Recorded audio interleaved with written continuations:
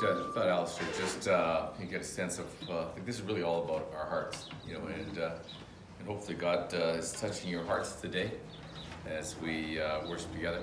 I want to start with a story, an event in Jesus' life that we actually read earlier, but I want to read it again and just to think about the heart of Jesus in this whole thing. So Luke 18:35 to 43. Jesus approaches Jericho. A blind beggar was sitting beside the road. When he heard the noise of the crowd going past, he asked what was happening, and they told him that Jesus of Nazareth was going by. So he began shouting, "Jesus, Son of David, have mercy on me." "Be quiet," the people in front yelled at him. Be quiet. You ever felt like that when you just told them, "Be quiet, like this is not the place, this is not the time, you're not the person. Be quiet." But he just shouted louder. He said, "Son of David, have mercy on me." When Jesus heard him, he stopped and he ordered the man be brought to him. And he said, "Why are you yelling at me? You should just leave me alone." "No, I didn't say that." He said, the man says, "What do you want from me?" He says, "Lord, I want to see." And Jesus said, "All right, receive your sight. Your faith has healed you." Instantly the man could see, and he followed Jesus, praising God, and all who saw it praised God too. Our hearts go out to guys like this, right? A guy is on the side of the road, he's blind, he's handicapped, he's ignored, he's marginalized, he's told to shut up, mind his own business. But we all kind of love his determination, right? Here's a guy who just wouldn't shut up. He just, he just pushed through. So we kind of admire that. But it's Jesus, it's stories like this that have caused people all through history to fall in love with Jesus, right? Why do people think so much of Jesus? Why? He was the man of compassion, the Bible calls him. People love Jesus because he cared about people. He met their needs. He saw them where they were. So unfortunately, while people have all through history fallen in love with Jesus, unfortunately, many people have had a little difficulty falling in love with Jesus' church, his followers. And perhaps it's because, the very essence of being a follower of Jesus means, it requires that we've benefited greatly from Jesus and from his kindness, that we are less proficient at demonstrating that same kindness. Is that fair? Now, I wanted to say right up front, I'm not a guy to beat up on the church. Lots of other people can do that, but that's not my thing. I don't like beating up on the church. I think the church has changed the course of history. The world before Jesus and before the church was a brutal, mean, nasty place.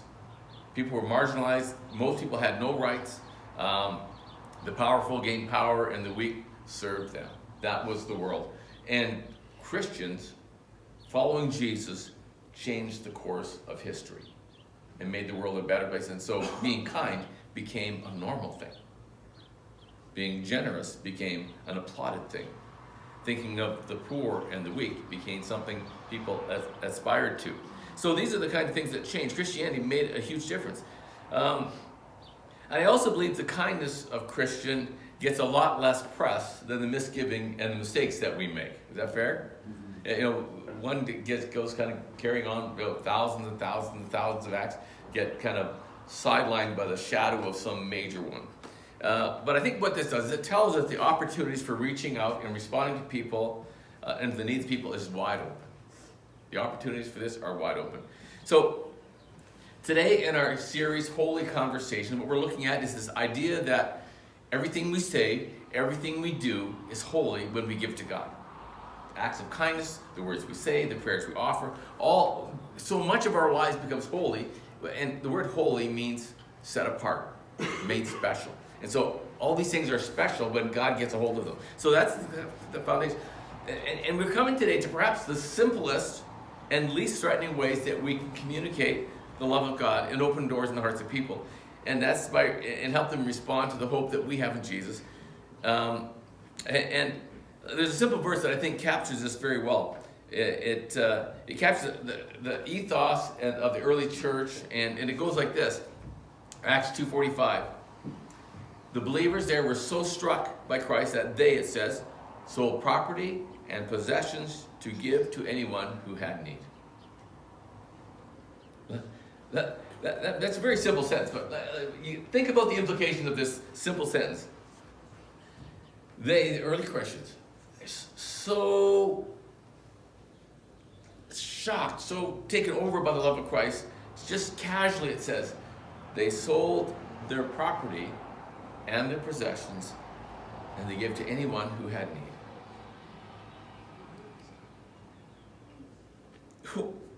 Who are these people? Well, they're just people who had needs. And what do? We just give whatever we have that would help meet that need. That's a challenging thought. It's so simple, but it's like it's a little frightening, don't you think? To think I just start giving my stuff, selling it, and using the money to help somebody else. What we're talking about is meeting personal needs. How do we meet personal needs? So 1940, psychologist Abraham Maslow drew up this little triangle, and he called it the pyramid of needs. Some of you have taken a psychology course or sociology course, and you've seen this. It's not new. It's been around, like I say, been around since 1940. But it has a good way, kind of represented. The bottom of this chart is one that starts with your physiological needs. Food, water, air, those kinds of things. So Edith and I, when we lived in Lethbridge, we had a neighbor across the street. His name was Bill. He would call us in the middle of the night. I can't breathe. And he's gasping. I can't breathe. It'd be like 2 a.m. Can't breathe. So we get up. I'd go, usually it was me go over, because he used to be with the kids, and it was better for me to be there than her. So go over there, and I'd sit with him. We let this dog up to go to the bathroom and calm him down, get him to have a glass of water. He was dying of emphysema. Like, one way or the other, it was going to get the better of him. But in the meantime, he had a lot of hard days where he just needed somebody to calm him down enough that he could catch his breath again, and use his puffer. So we would, and you realize how, sometimes it's just such a simple thing. People have the need for air and water and food, and those are such basic things, those physiological needs. So we have these physiological. Now, I don't know if Bill ever came to have faith in Jesus. He knew where we were coming from. But I know our kids saw us and thought that it was become normal to care for people who are in difficult times. And so that was meaningful. And then we have these safety needs. Above our physical needs, we have our safety needs. Many animals have their shells or their fur that keeps them warm, that shelters them for the weather. Humans are extremely vulnerable. Like, we do not do well. Like, if we're just left out in the wilderness on our own, we've got to figure something out. And maybe we need the Bear Grylls thing, and we can cut down trees and make leaves and make a swimming suit out of that. I don't know with all that, but we got to do something, because without doing something, we die. So we have to have our physiological needs. So we have there's survival things. So we work at kind of, and we have people struggle with that right now. We see them on the street, and they're trying to patch things together with tents and sleeping bags to try to find shelter. And so we understand, we see this around us. People trying to just get their physiological needs. And then as you move up this triangle, you come to what moves away from survival needs to what we call thriving needs. And so the first one is the idea that you belong, then this need to belong. And so this is to know that somebody loves you, somebody cares about you, you're part of something. And it just gives you that sense of well-being. And so we look for that, we strive for that. People get desperate and will do horrible things to themselves trying to get somebody to say, I love you. And so we find that we see those. But just to find out, we could tell them, we love you. Jesus wants you in his family. You may think, well, I'm odd, nobody likes me. You say, that's not true. God loves you. And, I'm getting used to it. I love you too, and maybe it'll take me a while, but I'm going to stick with you because I know who made you. And I know who loved me when I didn't fit in.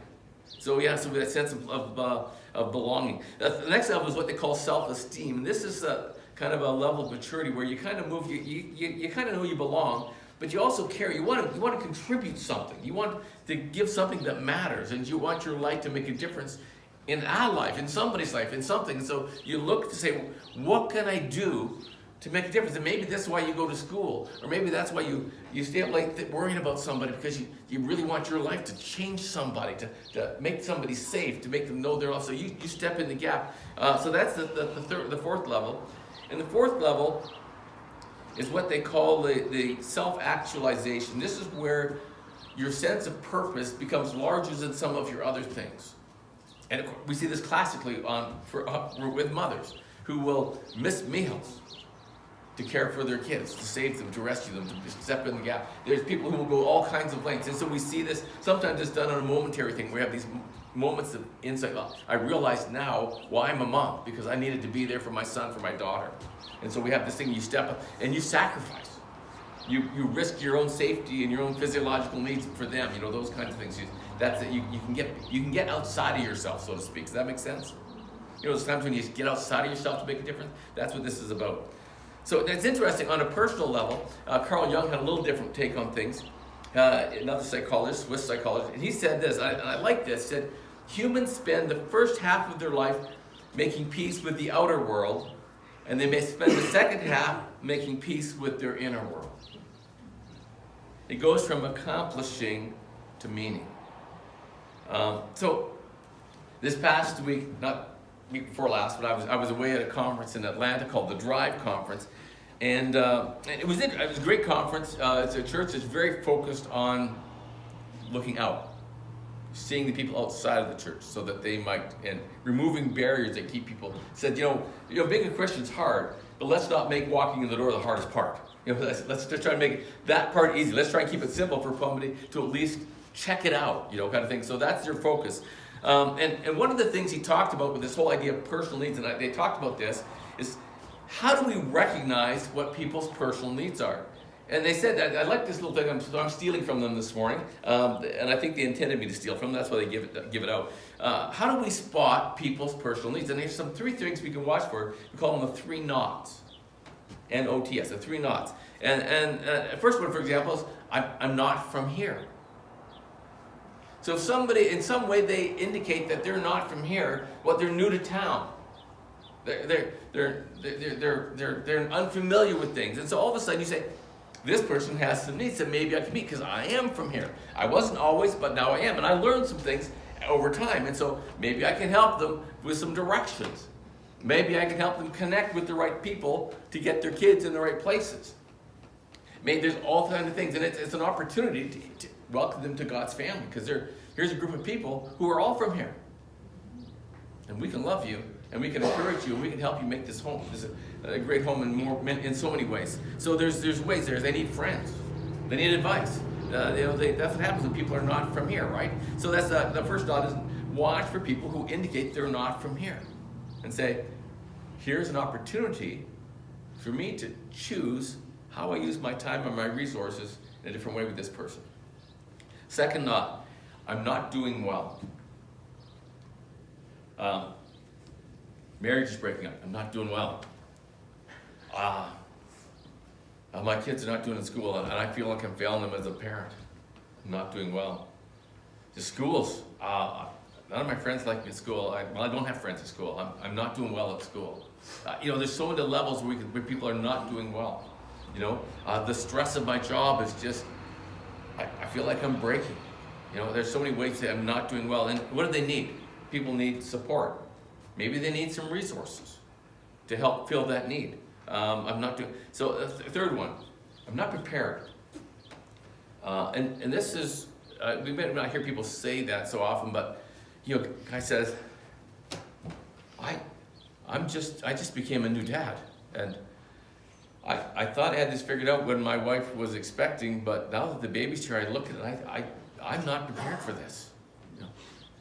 I just got a new job. I started a new business, and I thought I could run a company, but I'm not prepared for this. The finances and managing, reporting to the government, I'm not prepared for this. There's so many levels, things we run into. We said, I'm not ready for this. And so we look at those are opportunities to come along, and people are needing advice. They need encouragement. They need somebody to help them see what they can do. So we come alongside of those, and so help people with those. And as we ask, how can I be the light of the world? These are questions we can ask ourselves, because these things shed light on people's lives and give them hope. So we've talked about personal needs, but personal needs isn't the only thing. There's also a thing about we call them community needs. And one university course kind of summarized community needs like this. There are food security. For a thriving community, you need food security. People have to generally be well fed. They have to have food. They have to be able to feed their kids. If they don't know where the meal's coming from, chaos breaks out. Depression, anxiety, and then bad behavior all start. We just have to look at Haiti, and the trouble they're going through. Housing security, same thing. And financial security. If I don't know how I'm going to pay my bills, some of you've been in places I don't know how I'm going to pay my bills, and it's an awful feeling. Am I right? It's an awful, awful feeling. It's a feeling of desperation, and there's crisis resolution. There's times when in communities where things go wrong, who's there to hold things together, to stand in the gap? So those are things that communities need. And I read these, I thought they kind of echo the Maslow's triangle level of needs in some ways, right? These are what we call, I think, the big survival type needs. You need these things to survive. But survival needs, again, are not the only thing. When I was on the board for the Community Foundation of the North Okanagan for 7 years. And one of the things we started to do while I was there, and I've noticed they continue to do it, every year they do it, they publish something called Vital Signs. And you can go online to their website, Community Foundation, cfno.org, and you can download this. It's called Vital Signs. It's a little article, and it's basically a survey of our community that tells you what people think about the housing situation. What's the status of the arts? What's the status of of poverty? And so these are all things you can read through, and you say, you're saying, I'm wondering what things that we could do. Maybe you can say, I'd like to start some things with our church. I'm wondering what things we do. Take some time to read through that and pray about it. God, how can we help our community be a thriving community? See, we have these get by things, and we have this sense of flourishing. Now, we understand the difference between getting by and flourishing. Maybe it doesn't come right to mind first of all, but when you see refugees coming out of a country, they're just survival needs. They're looking for food, they're looking for safety, they're looking to get in a place where something bad's not going to happen to their kids, and so they cross borders, they walk for miles to survive. But then, I don't know, you ever see some pictures of a refugee camp? That tears me apart, and it's not because they're not getting food and water. They are. They got tents, they got food and water, but there's something that says there's something more about being human than just eating and drinking and sleeping. There's that sense of thriving. We want to experience joy, we want to experience laughter, we want to have a sense of creativity where we can create something. And so if you look there, you start to see little glimpses of people trying to find the thriving in those settings. So it's valuable to say, I can help people thrive. And so how do we do this? I get back to the Drive Conference. I love one of the phrases they had. One of the things they try and do as a church, they say, and it works individually as well, we try and endear, inspire, and equip. Endear, inspire, and equip. So how do you, and the focus that we're talking today kind of fits around the whole endearing side of thing. How do you endear? How do you endear somebody? What's the focus? How do we tie that into the essence of what Jesus is saying when he says, be the light of the world? Because I know when you're walking through the house at night and a light comes on, your toe goes, thank you very much. It's endeared to your hand for doing that gesture. And so anytime we can shine a light on somebody, it endears. So how do we endear people to us? And the first thing he said, you need to ensure that people know we're here. If people don't know you exist, you can't step into a gap because they don't know you're there. So ensure that people know that you're here. Second thing, they need to be happy that we are here. Happy that we are here. And so when I thought about this, what makes somebody, so for example, the church in Atlanta, one of the churches that was give this presentation, they realized that people in our area like to do these 5K runs. And they said, they come in looking like they, acting like they just run a marathon. But anyway, we can put up that. So I thought, well, we could give some water bottles with a label of our church name on it. And so he did that, and they said, but it's Atlanta, Georgia. Coca-Cola's the headquarters there, so the Coca-Cola donates all the water for everybody there. So they said, we don't need water. What we need is people to hand it out.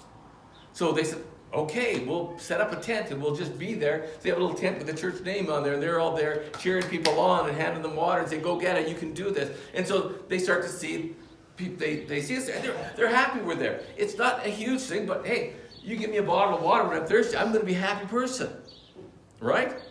And so how do we do things that make people happy? And the third thing was, we need to be, so ensure that they know we're here, be happy that we're here, and be better off because we're here.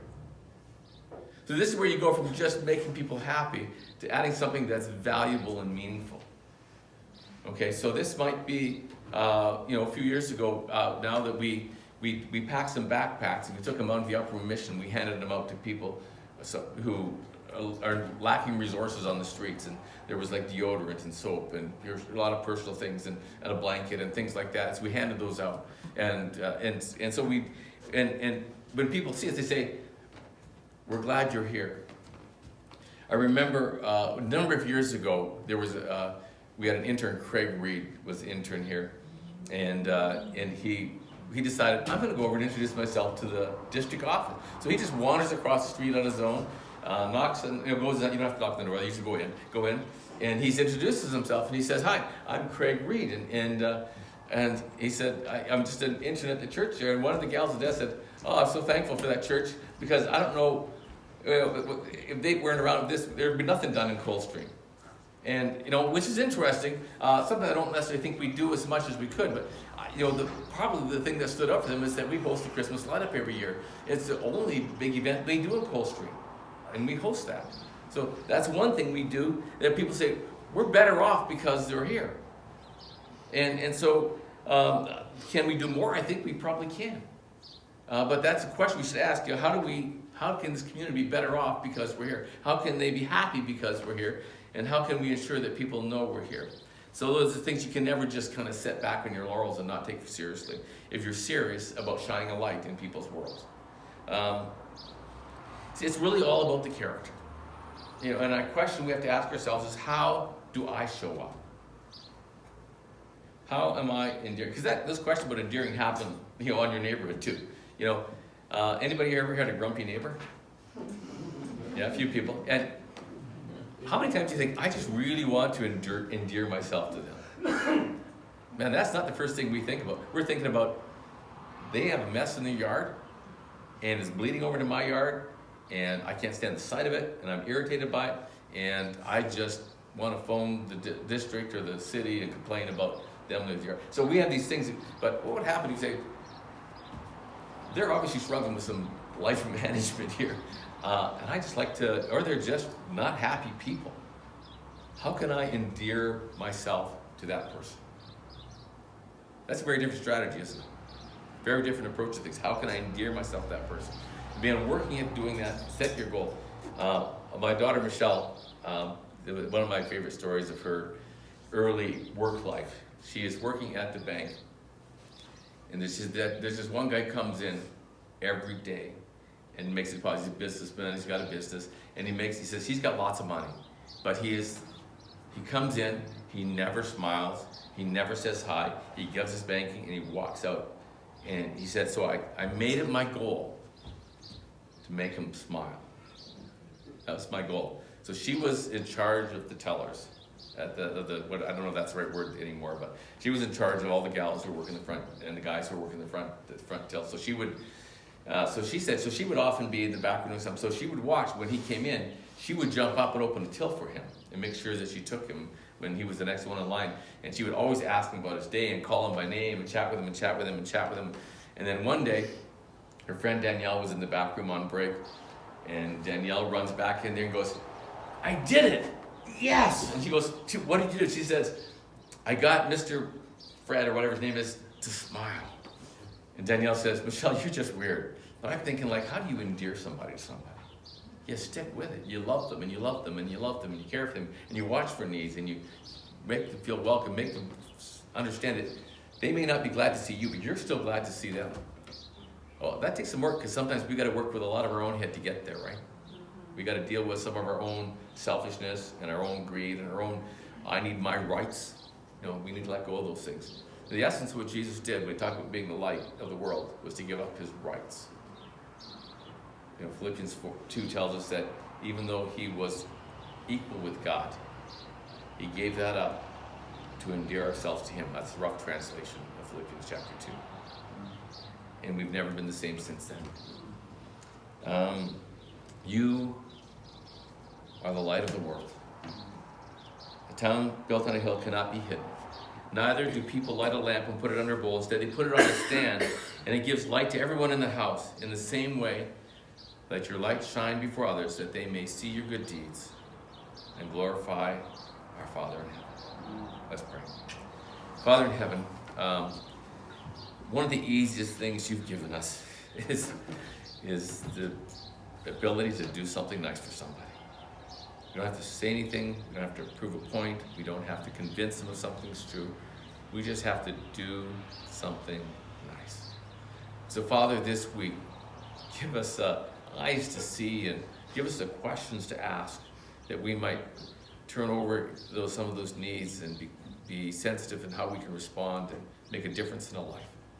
So Father, may that be our pledge today, this week. May we make a difference in the life. In your Son's name.